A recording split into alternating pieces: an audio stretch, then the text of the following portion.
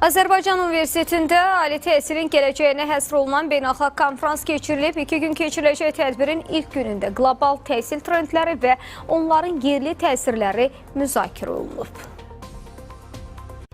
Ali təhsilin gələcəyi, qlobal perspektivlər, lokal təsir adlı beynəlxalq konfransda 20-dən çox ölkədən alimlər, tədqiqatçılar və sahə üzrə ekspertlər iştirak edir. Məqsəd ali təhsildə rəqəmsal transformasiya, innovativ yanaşmalar və əmək bazarının tələblərinə uyğun bacarıqların inkişafı ilə bağlı fikir mübadiləsi aparmaqdır. Hal-hazırda ümumiyyətlə ali təhsil inkişaf mərhələsində və keçid mərhələsindədir.